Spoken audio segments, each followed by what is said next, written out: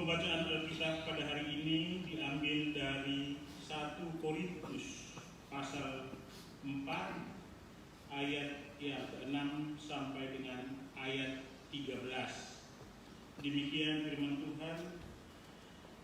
Saudara-saudara, kata-kata ini aku kenalkan pada diriku sendiri dan pada Apolos karena kamu, supaya dari teladan kami kamu belajar apakah artinya ungkapan jangan melampaui yang ada tertulis, supaya jangan ada di antara kamu yang menyombongkan diri dengan jalan mengutamakan yang satu daripada yang lain.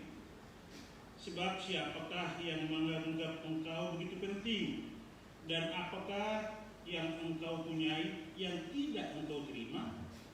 Dan jika engkau menerimanya, mengapakah engkau memegahkan diri seolah-olah engkau tidak menerimanya?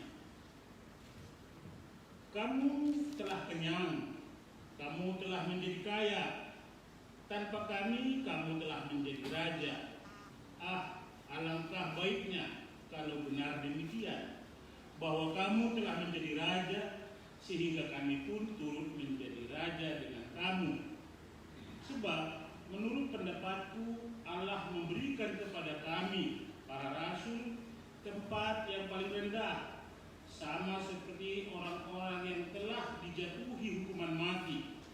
Sebab kami telah menjadi tontonan bagi dunia, bagi malaikat-malaikat, dan bagi manusia.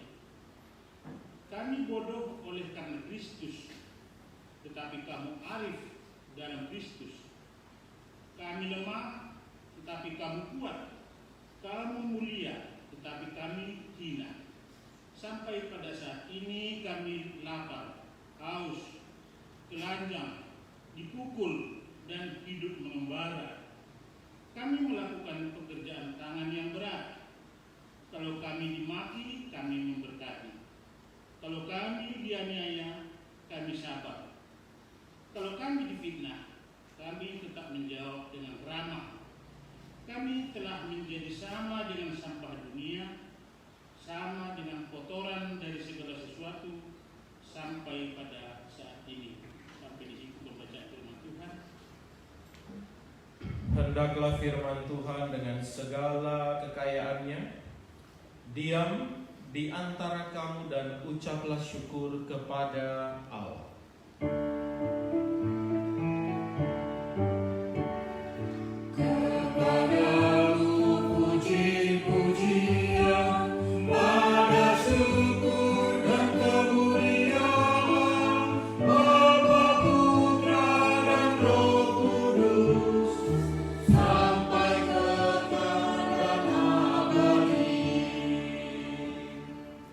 Silahkan duduk. Jemaat yang dikasihi Tuhan, selamat pagi, selamat hari Minggu. Shalom. Shalom. Sekali lagi ya, untuk sahabat-sahabat yang ada di rumah atau yang menyaksikan ibadah ini, Shalom. Shalom. Selamat Paskah. Selamat pagi. Saya terus mengucapkan selamat Paskah dan tetap mengajak sahabat-sahabat Tuhan untuk mengucapkan selamat Paskah bagi saudara, anggota keluarga yang kebetulan bersama-sama ibadah saat ini. Silahkan saya berikan kesempatan. Selamat Paskah.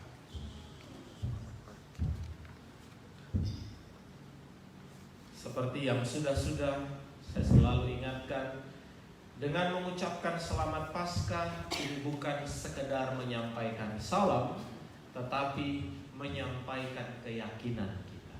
Selamat Paskah mengandung makna selamat karena kebangkitan Kristus.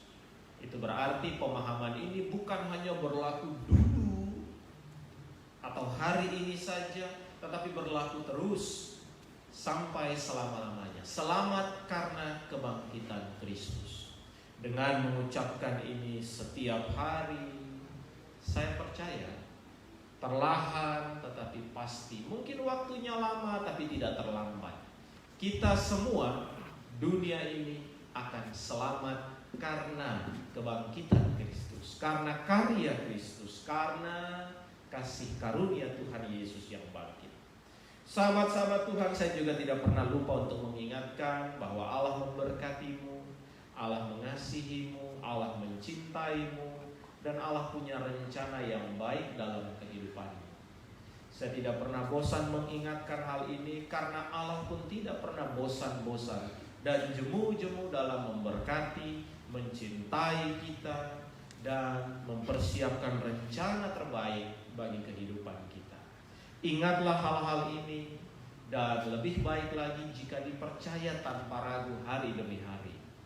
Karena suatu saat nanti matamu akan melihat bagaimana kekuatan Allah itu hadir memberkati hidupmu, memampukanmu melakukan banyak perubahan yang baik dalam hidupmu, dalam hidup keluargamu, bahkan kehidupan di lingkungan sekitarmu.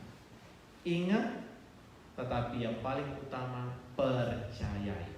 Allah memberkati, Allah mengasihi, Allah mencintai, dan Allah punya rencana baik untukmu, untuk saya, untuk kita semua. Sahabat-sahabat Tuhan, pagi ini kita membaca kitab Perjanjian Baru dari surat 1 Korintus pasal 4 ayat 6 sampai 13 yang oleh Lembaga Alkitab Indonesia diberikan judul Rendahkanlah Dirimu. Sesungguhnya judul ini bersinonim atau paralel dengan kerendahan hati. Jadi kerendahan diri sesungguhnya menunjuk juga pada kerendahan hati. Saya menyampaikan ini karena memang secara psikologi atau dalam pandangan umum, merendahkan diri dan rendah hati atau rendah hati dan rendah diri itu seringkali dibedakan. Rendah hati itu terkait dengan down to earth, artinya menganggap bahwa dirinya tidak lebih hebat daripada orang lain, mau menerima siapa saja dengan kelemahan dan kekurangannya. Tetapi kalau bicara soal rendah diri, maka sering dikaitkan dengan minder. Tetapi nasihat Rasul Paulus untuk orang-orang di Korintus bukanlah terkait dengan rasa minder, tetapi sombong. Karena kalau orang-orang di Korintus sepertinya tampak tidak ada yang minder, justru sangat pede, over pede. Itulah yang menyebabkan perpecahan terjadi di Korintus sebagaimana yang dilaporkan kepada Paulus oleh satu keluarga yang bernama keluarga Chloe. Sahabat-sahabat Tuhan, pagi ini dengan judul perikop rendahkanlah dirimu yang sesungguhnya menunjuk pada kerendahan hati, maka ada 4 hal yang saya sebut sebagai 4 prinsip merendahkan hati. Yang pertama, kalau ingin rendah hati, kalau ingin merendahkan diri, maka pahamilah prinsip yang pertama ini, bahwa Tuhan yang menentukan segala sesuatu. Itu dulu. Tuhan yang menentukan segala sesuatu. Dalam ayat 6 yang kita baca tadi, menarik, Paulus menulis begini: saudara-saudara, kata-kata ini aku kenakan pada diriku sendiri, dan seterusnya. Ada frasa kata-kata ini. Sesungguhnya ini kata-kata yang mana? Banyak sekali perkataan Paulus mendahului perikop ini. Tetapi perkataan yang dimaksud oleh Paulus di sini menunjuk pada apa yang disampaikan oleh Paulus dalam 1 Korintus pasal 3 ayat 6, yang merupakan salah satu pernyataan yang sangat terkenal yang disampaikan oleh Paulus dan oleh gereja saudara kita, kakak kita, GPIB punya kakak GPM, dipakai sebagai moto GPM. Aku menanam, Apolos menyiram, tetapi Allah yang memberi pertumbuhan. Itulah yang dimaksud oleh Paulus. Tuhan yang menentukan segala sesuatu. Aku menanam, Apolos menyiram, tetapi Allah yang memberi pertumbuhan. Dalam ayat selanjutnya setelah ayat 6, 1 Korintus pasal 3 ayat 7, Paulus mengatakan dengan sangat jelas lagi bahwa yang penting bukan yang menanam, yang penting bukan juga yang menyiram, melainkan Allah yang memberi pertumbuhan. Dengan menekankan atau menunjuk pada pernyataan ini, sesungguhnya Paulus ingin mengingatkan jemaat di Korintus yang hari itu sedang berdebat bahwa adalah tidak baik jika terjebak pada sikap favoritisme yang keliru, mengidolakan sosok tertentu secara keliru. Kalau sosok yang diidolakan itu dapat menjadi teladan, panutan untuk melakukan hal yang baik, tentu saja ini merupakan hal yang baik. Tetapi membanggakan sosok tertentu, lalu menganggap sosok yang lain atau sosok yang dipuja orang lain, yang dikagumi orang lain tidak penting, ini merupakan sikap yang keliru. Dan ini muncul dalam kehidupan orang Korintus. Aku dari golongan Apolos, aku dari golongan Kefas, dan seterusnya. Paulus ingin katakan bahwa baik dirinya, Apolos, Kefas, itu hanya pelayan Tuhan. Paulus hanya menanam, Apolos hanya menyiram, tetapi Tuhan yang memberikan pertumbuhan. Oleh sebab itu yang menentukan segala sesuatu adalah Tuhan.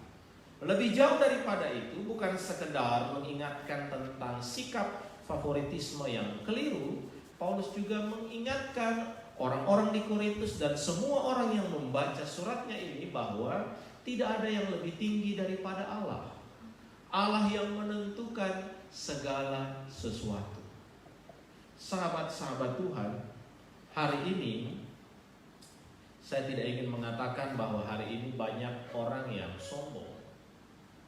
Tetapi sahabat-sahabat Tuhan bisa menilai sendiri, apakah hari ini dunia dipenuhi dengan orang-orang yang sombong atau orang-orang yang bersikap rendah hati. Kita semua bisa memperhatikan dan menyimpulkan hal itu. Namun dengan adanya virus corona hari ini, tampaknya kesombongan dunia ini runtuh dengan seketika. Semua runtuh. Ada yang mengatakan olahraga yang paling favorit dan digemari di dunia adalah ini. Tetapi semua olahraga hari ini tidak berarti apa-apa. Ada yang mengatakan bisnis yang paling oke, bisnis yang tidak akan pernah gagal, tidak akan pernah bangkrut, tidak akan pernah selesai adalah ini. Tetapi corona hari ini katakan selesai. Sahabat-sahabat Tuhan, sehingga belajar dari situasi hari ini, saya ingin mengaminkan apa yang Paulus katakan, bahwa Tuhan yang menentukan segala sesuatu. Janganlah kita menganggap bahwa apa yang kita kerjakan, apa yang kita rencanakan, inilah yang terbaik, ini sudah paling baik. Karena akan datang suatu masa di mana apa yang kita pikirkan itu menjadi tidak berarti sama sekali. Sehingga hadirnya virus corona hari ini tidak hanya membuat kita khawatir, cemas, dan bimbang saja, tetapi kita pun dapat bersyukur karena kita belajar tentang bagaimana kerendahan hati. Tidak ada yang dapat bertahan kekal. Semuanya lenyap. Semuanya mengalami penurunan dan bukan sekedar penurunan. Terjun bebas bahasanya. Oleh sebab itu sahabat-sahabat Tuhan, Tuhan penentu segala sesuatu. Pesan pertama ini, prinsip pertama ini mengajarkan kita, kalau kita hidup, mau dalam keadaan sukacita ataupun penuh dengan pergumulan, marilah kita hidup dalam kerendahan hati, dengan selalu menempatkan Tuhan di tempat yang pertama dan terutama, menaruh Tuhan sebagai pemimpin di dalam kehidupan kita. Dialah yang menentukan segala sesuatu. Kita boleh saja menanam, kita boleh saja menyiram dengan segala metode dan strategi terbaik, tetapi kalau Allah tidak memberikan pertumbuhan, sia-sialah. Tetapi saya ingin mengubah sedikit kalimat ini, memparafrasekannya. Kita boleh saja tidak menanam, kita boleh saja tidak menyiram, tetapi jika Allah ingin memberkati kita dengan pertumbuhan, Dia pasti akan memberikan. Oleh sebab itu, Tuhan adalah penentu segala sesuatu. Ini adalah prinsip pertama dalam hal kerendahan hati, merendahkan diri. Allah adalah yang terutama, Dia penentu segala-galanya. Sahabat-sahabat Tuhan, prinsip yang kedua yang mau diajarkan adalah jangan melampaui yang ada tertulis. Itu masih ada dalam ayat 6. Paulus katakan jangan melampaui yang ada tertulis. Saya cukupkan saja di situ ya, saya batasi. Apa kira-kira maksud Paulus? Mungkin saja kemungkinannya bisa dua. Jangan melampaui di sini artinya jangan membuat dirimu terlihat mendahului atau lebih daripada orang lain. Tetapi ada kalimat di sana, jangan melampaui yang ada tertulis. Berarti melampaui di sini terkait dengan sesuatu yang tertulis. Dan itu adalah firman Tuhan. Kerendahan hati adalah sikap hidup yang berpadanan dengan firman Tuhan. Kerendahan hati adalah sikap hidup yang berpadanan dengan firman Tuhan.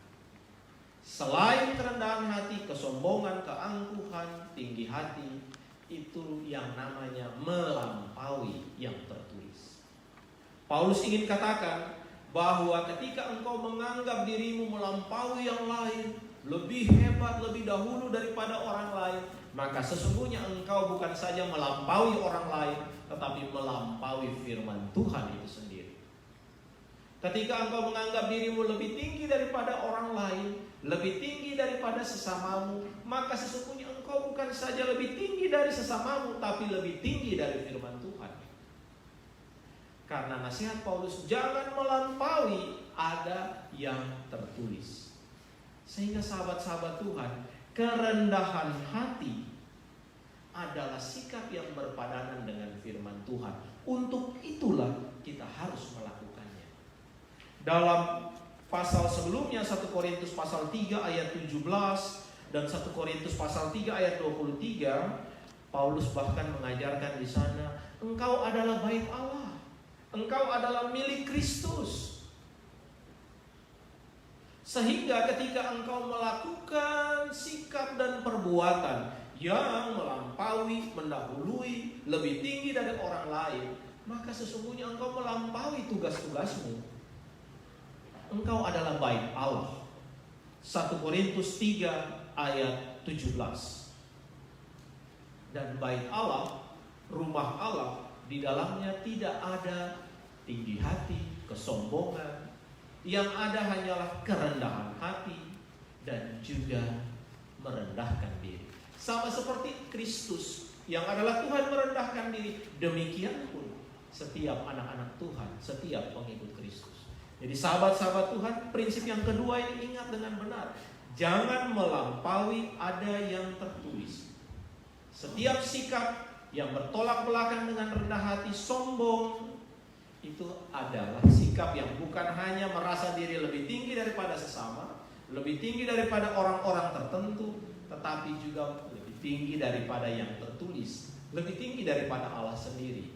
Karena bahkan Allah sendiri merendahkan dirinya untuk menjadi sama seperti manusia, untuk menjadi sesamamu. Sehingga pada saat engkau meninggikan dirimu, sombong lebih daripada sesamamu, pada saat yang sama engkau meninggikan dirimu lebih daripada Allahmu, lebih daripada Yesusmu, lebih daripada firman. Tuhan yang engkau baca dan renungkan setiap hari. Prinsip yang ketiga, Paulus katakan, apakah yang engkau punyai dan tidak engkau terima? Apakah yang engkau punyai dan tidak engkau terima? Ini sindiran yang luar biasa. Sahabat-sahabat Tuhan, perkataan, pernyataan, pertanyaan Paulus ini saya juga ingin tanyakan bagi saya dan kita semua. Adakah yang kita miliki hari ini yang tidak kita terima? Sebutkanlah satu hal yang saya dan sahabat-sahabat Tuhan miliki dan itu tidak kita terima. Itu memang milik kita murni, tidak kita terima. Sebutkan. Bukankah semua hal yang kita miliki sekarang adalah sesuatu yang kita terima dari orang tua kita, dari sesama kita, dan lebih utama dari Tuhan yang memberkati kita? Bukankah di dalam iman kita diajarkan bahwa setiap kita menerima berkat dari Tuhan? Dan berkat itu bukanlah sesuatu yang datang karena kita bekerja, berusaha dengan kemampuan terbaik kita. Sampai di sini saya berhenti dulu. Jangan sampai ada yang salah mengartikan. Pak Pendeta bilang berkat itu bukan sesuatu yang datang karena kita bekerja. Memang kita bekerja, lalu kita mendapatkan sesuatu. Tetapi apakah karena kita bekerja, lalu kita pantas untuk mendapatkan berkat itu? Bukankah kita tidak pantas untuk mendapatkan berkat walaupun kita bekerja? Bukankah kita dipantaskan dan dilayakkan untuk mendapatkan berkat meskipun kita tidak bekerja? Karena itu sahabat-sahabat Tuhan, adakah yang kita miliki dan yang tidak kita terima? Adakah? Saya secara pribadi mengakui untuk diri pribadi dan keluarga, semua yang saya miliki adalah semua yang saya terima dari Tuhan. Tuhan mengirim orang-orang baik untuk membantu, untuk menolong saya dan keluarga. Demikian pun Tuhan mengirim orang-orang yang baik untuk menolong dan membantu sahabat-sahabat sekalian. Prinsipnya adalah segala sesuatu yang kita punya pasti adalah pemberian dari Tuhan. Jika demikian, kenapa kita bermegah, sombong? Rasul Paulus dalam perikop sebelumnya katakan, kalau mau bermegah, bermegahlah di dalam Tuhan. Engkau tidak bisa bermegah dan membanggakan apa yang engkau miliki, karena semua yang engkau miliki adalah yang engkau terima dari Tuhan. Lalu, mengapa harus bermegah? Mengapa harus merasa diri lebih tinggi, lebih hebat, lebih berpengaruh, lebih berkuasa daripada yang lain? Sahabat-sahabat Tuhan, prinsip yang ketiga ini mengajarkan kita, jikalau engkau masih sebagai penerima berkat, maka bersikaplah rendah hati. Dan selamanya sampai engkau mati pun, engkau akan tetap berstatus penerima berkat. Penerima berkat dari Tuhan tentu saja maksud saya. Karena itu bersikaplah rendah hati.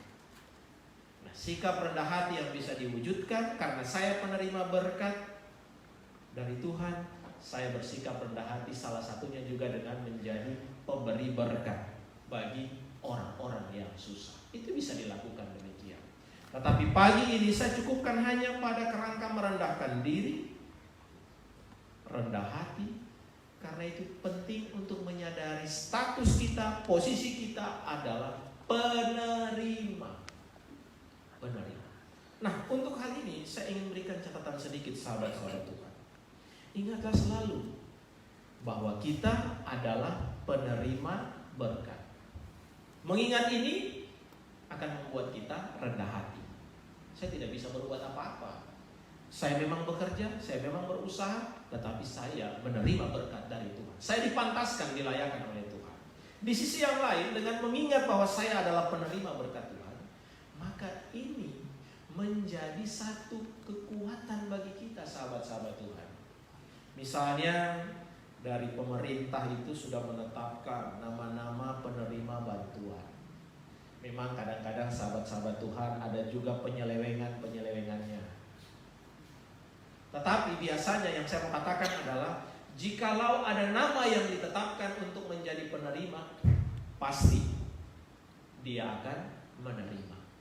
Di gereja pun, jikalau pada saat Natal kita punya meja putih, ditetapkan nama-namanya, pasti menerima. Yang saya ingin katakan adalah engkau berstatus penerima berkat. Sampai kapanpun engkau akan menerima berkat dari Tuhan. Artinya jangan pernah ragukan itu. Situasi sulit hari ini tidak pernah menghilangkan statusmu atau menghapus namamu dari daftar penerima berkat Tuhan. Kalaupun usahamu hari ini terlihat menurun menuju gulung, kenapa selalu gulung tikar itu ya?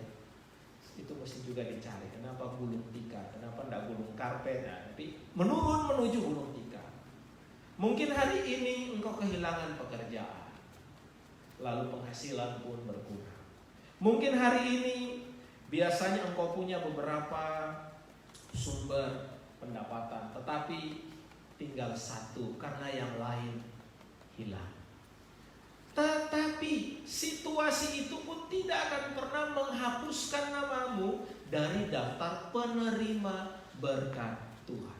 Ingatlah itu sahabat-sahabat Tuhan. Hari ini engkau boleh sakit. Hari ini engkau boleh ada dalam situasi mungkin status ODP, PDP, positif. Bisa saja. Hari ini engkau sehat.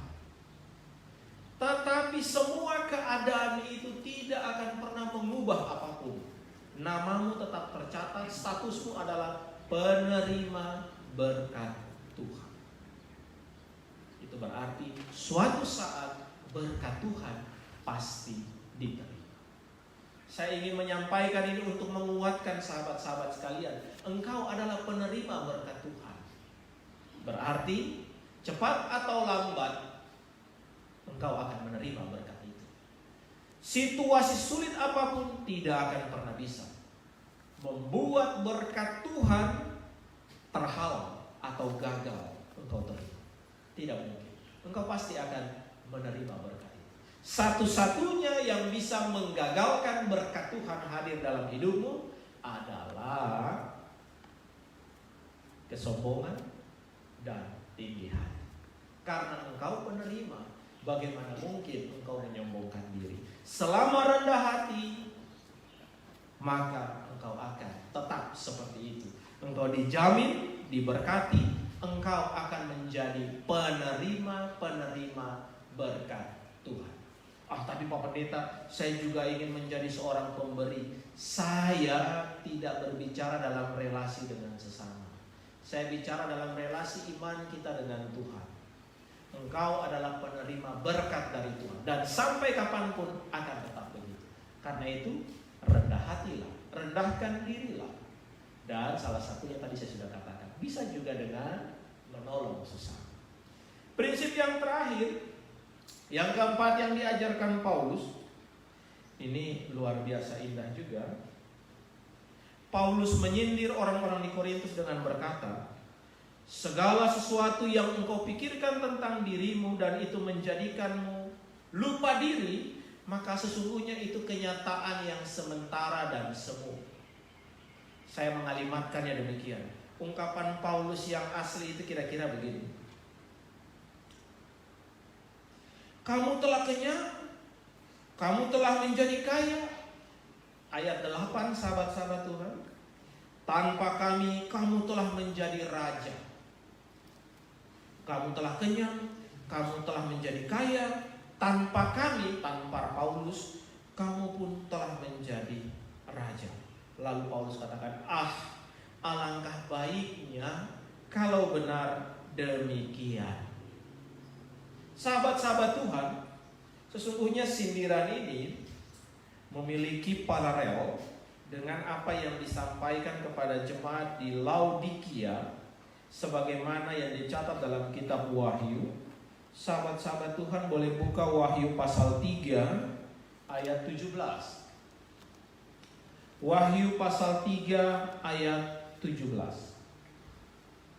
Di sana dikatakan, karena engkau berkata, aku kaya dan aku telah memperkayakan diriku dan aku tidak kekurangan apa-apa. Dan karena engkau tidak tahu bahwa engkau melarat dan malang, miskin, buta, dan telanjang. Orang-orang di Korintus menganggap dirinya lebih tinggi, kaya, bahkan Paulus menyindir dengan mengatakan, tanpa kami pun kamu telah menjadi raja. Padahal Paulus mengatakan, itu semua sementara dan semu. Sahabat-sahabat Tuhan, semu itu apa ya? Semu. Semu itu yang suka jalan di tanah itu ya, katanya rajin ya. Bukan ya, itu semut ya. Oh iya. Semu. Saya salah ya. Ini pasti saya diprotes ibu-ibu di rumah. Bukan Pak Pendeta, itu bukan semu, itu semut. Oh iya. Semu itu apa? Semu itu terlihat seperti asli, padahal itu bukan yang sebenarnya. Kelihatannya sih kayaknya, wah ini benar nih, padahal tidak, itu semua bayang-bayang semu.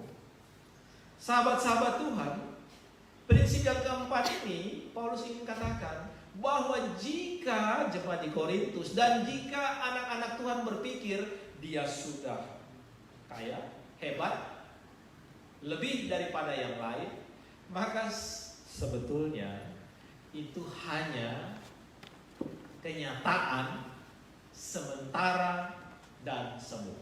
Kalau tidak mau dibilang khayalan.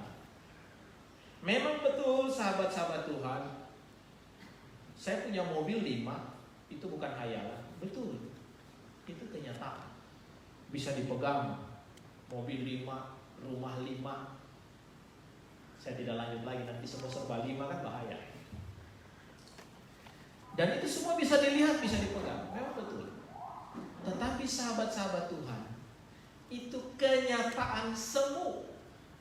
Kenyataan semu. Hendaklah setiap orang menyadari bahwa apa yang dia miliki hari ini lalu membuat dia menjadi sombong, tidak bisa rendah hati dan rendah diri.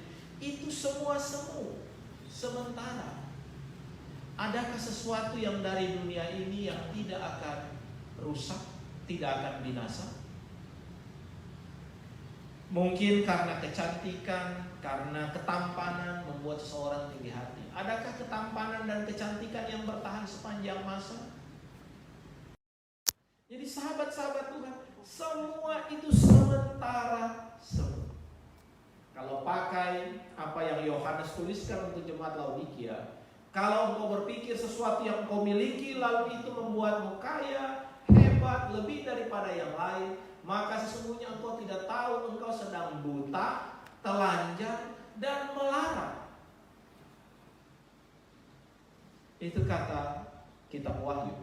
Oleh karena itu sahabat-sahabat Tuhan, jangan kita hidup dengan hanya memperhatikan apa yang terlihat hari ini. Karena semua yang terlihat suatu saat pasti tidak akan terlihat lagi. Tetapi Tuhan yang hari ini tidak terlihat itu, Dia akan menjadi Tuhan yang akan selalu tidak terlihat oleh mata, tetapi berkatnya akan terus terlihat di dalam kehidupan kita, penyertaannya. Itulah mengapa penting untuk menyadari hal ini, bahwa kalau ada sesuatu yang kita miliki lalu itu membuat kita lupa diri, maka itu sebenarnya semu dan sementara. Semua yang kita miliki tidaklah berarti apa-apa. Bukankah Paulus juga katakan tadi, sebagaimana yang saya sebutkan dalam 1 Korintus 3, engkau adalah milik Kristus dan engkau memiliki Kristus. Satu-satunya hal yang membuat engkau bisa berbangga dan bermegah adalah engkau memiliki Yesus. Hari ini, di tengah situasi yang kita alami hari ini, bukankah segala sesuatu menjadi jelas? Semua perusahaan besar yang katanya hebat tidak mungkin akan bangkrut, tidak mungkin bisnisnya akan menurun dan gagal. Hari ini semua yang katanya dimiliki bisa begini, bisa begini, bisa begini, semuanya semu hari ini. Tetapi hanya satu hal kan yang tidak pernah berubah dan tetap punya daya di hari ini. Tuhan. Oleh sebab itu sahabat-sahabat Tuhan, pesan yang keempat ini mengingatkan kita, tidak boleh ada hal lain yang membuat kita berbangga diri dan bermegah. Apapun itu, selain memiliki Tuhan. Jikalau engkau memiliki segala-galanya, belum tentu engkau memiliki Tuhan. Tetapi kalau engkau memiliki Tuhan, anggaplah engkau sudah memiliki segala-galanya. Memiliki segala-galanya belum tentu menjadi jaminan kehidupanmu akan berjalan mulus, lancar, dan aman. Tetapi memiliki Tuhan, engkau memiliki jaminan. Walaupun hari ini engkau ada dalam situasi sulit, perjalananmu ke depan pasti disertai, dipimpin oleh Tuhan. Sungguh pun jalan itu tidak aman, sungguh pun jalan itu berbahaya. Karena itu sahabat-sahabat Tuhan, mari saya dan semua kita yang mendengar firman Tuhan hari ini, berhentilah untuk meninggikan diri. Rendah hatilah, milikilah Tuhan. Karena satu-satunya harta kekayaan yang tidak akan pernah hilang adalah Tuhan. Amin.